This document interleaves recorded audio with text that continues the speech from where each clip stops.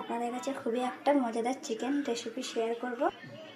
এটা খুবই ঝটপট এবং বাড়ির উপকরণ দিয়ে এই রেসিপিটা তৈরি।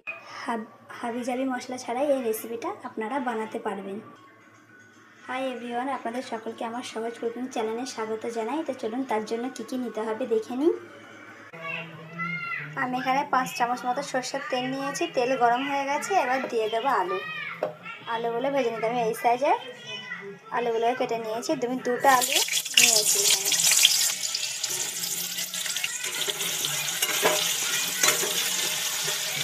আলুগুলো লাল লাল করে ভেজে নিতে হবে।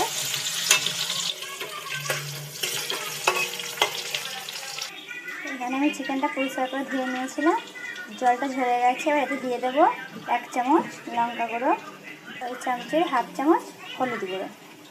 ভালো করে মাখিয়ে নেব।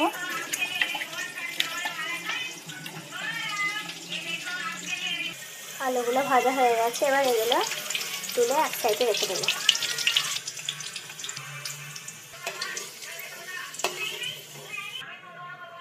এই তেলেই দিয়ে দেবো চিকেনগুলো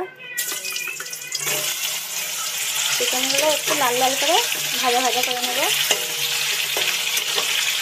চিকেনটা ভাজা হয়ে গেছে, আর এটা এক সাইডে তুলে রেখে দেবো। এই একই তেলে দিয়ে দেবো দুটো মিডিয়াম সাইজের পেঁয়াজ কুচি।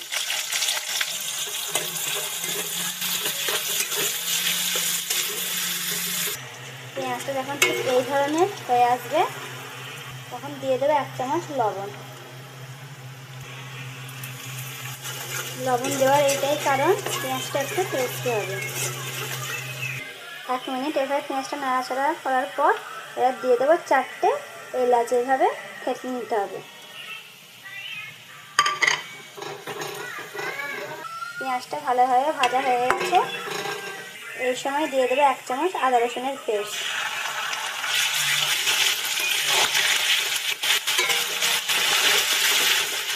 আর একটা টমেটো কুচি দিয়ে ভালো করে কষিয়ে নেব। 1 মিনিট এইভাবেই কষিয়ে নিতে হবে। আমি এখানে গুঁড়ো মশলা নিয়েছি, লঙ্কা গুঁড়ো, হলুদ, ধনে আর জিরে। আমি সব কিন্তু 1 চামচ করেই নিয়েছি। মশলাটা আপনারা আপনাদের হিসাবে নেবেন। এর মধ্যে দিয়ে দেবো। এটা ভালো করে কষিয়ে নেওয়া মশলাটা পেঁয়াজ টমেটোর সঙ্গে। মশলাটা যাতে পুড়ে না যায় তার জন্য অল্প জল দিয়ে দেবো। অল্প জল দিয়ে কিন্তু আমি 1 মিনিট এইভাবে কষিয়ে নেব। এবার দিয়ে দেবো আলু আর চিকেনগুলো আর দুটো তেজপাতা। সব কিছু ভালোভাবে মশলার সঙ্গে কষিয়ে নিতে হবে। এইভাবে অল্প করে জল দিয়ে কিছুক্ষণ কষিয়ে নেব মশলার সঙ্গে। কষানো হয়ে গেছে, এবার 1 গ্লাস মতো জল দিয়ে সিদ্ধ করে নেব চিকেন আর আলুগুলো। আর এই সময় আপনারা আপনাদের হিসাবে লবণ আর ঝালটা দেখে নেবেন। আর ঢাকনা চাপা দিয়ে আমি এটা 5 মিনিট রেখে দেবো। গ্যাসের ফ্লেমটা মিডিয়ামে করে দেবো।